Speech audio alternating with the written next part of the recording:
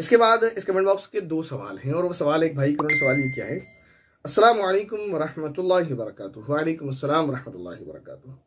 मुफ्ती साहब, मेरा सवाल ये है कि जिस पजामे में या शलवार में रुमाली ना हो तो क्या उसमें नमाज नहीं होती है? और दूसरा सवाल ये है कि जुमे के दिन की फजर की कज़ा नमाज मस्जिद में पढ़ना क्यों मना है? क्यों मना है मुझे तो नहीं पता। दो सवाल हैं कि ऐसा पजामा या शलवार जिसमें रुमाली नहीं हो तो क्या उसमें नमाज नहीं होती है? उसका जवाब है हो जाती है, ऐसा नहीं है कि नहीं होती। हाँ, ये कहा जा सकता है कि जिसमें रुमाली होती है वो पजामा और शलवार सेफ होता है ऐसे पजामे के मुकाबले में जिसमें रुमाली नहीं होती, क्योंकि थोड़ी बहुत आपकी अगर दौड़ते भागते में टांगें खुलेंगी तो जाहिर है उसमें जब रुमाली नहीं होगी तो उसकी सिलाई टूटने लगेगी और वो खुल जाएगा, तो उसमें नुकसान है। अच्छा, अब दूसरा सवाल ये है कि फजर की कज़ा नमाज जुमे के दिन मस्जिद में पढ़ना क्यों मना है? तो ये तो मैं पहली बार सुन रहा हूँ कि क्यों मना है। बहरहाल ये कि फजर की नमाज कज़ा करना मना है, ठीक है ना, जुमे के दिन या कोई से भी दिन या कोई सी भी नमाज, फजर की नमाज क्या कोई सी भी नमाज कज़ा करना मना है, ठीक है ना।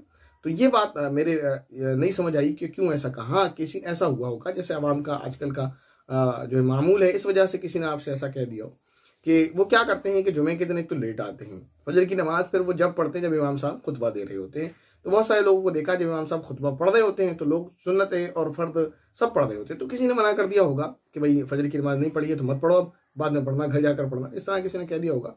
तो खुतबे के वक्त में कोई भी नमाज नहीं पढ़ना है, ठीक है ना। तो फजर की या सुन्नत या फर्द की बात नहीं है, ठीक है ना। तो जुमे के दिन जब आप मस्जिद में आ जाएं और खुतबा होने लगे उस वक्त आपको कोई भी नमाज नहीं पढ़ना है। खुतबे से पहले आप फजर की कज़ा अगर हो गई तो वो भी पढ़ सकते हैं, या कोई और नमाज पढ़ना चाहें वो भी पढ़ सकते हैं, या फिर जुमे की नमाज के बाद आप मस्जिद में या घर पर जब चाहे जैसे चाहें आप अपनी नमाज को, जो कज़ा है आपकी या नफिल नमाज वगैरह, जो चाहे आप पढ़ सकते हैं। ये चंद सवाल थे जो आपके लिए गए, उम्मीद है आपके समझ आए होंगे। अगर किसी सवाल के समझने में कोई परेशानी है तो आप उसे कमेंट करें, इंशाल्लाह उसको दोबारा अच्छे से समझाने की कोशिश की जाएगी। और अगर किसी का कोई सवाल रह गया है तो उसे कमेंट करें, इंशाल्लाह उसको नेक्स्ट कमेंट बॉक्स में लेने की मुकम्मल कोशिश की जाएगी। आखिर में आपसे दरख्वास्त है कि अपनी प्यारी प्यारी दुआओं में याद जरूर रखिएगा। अस्सलामु अलैकुम वरहमतुल्लाहि वबरकातुहू।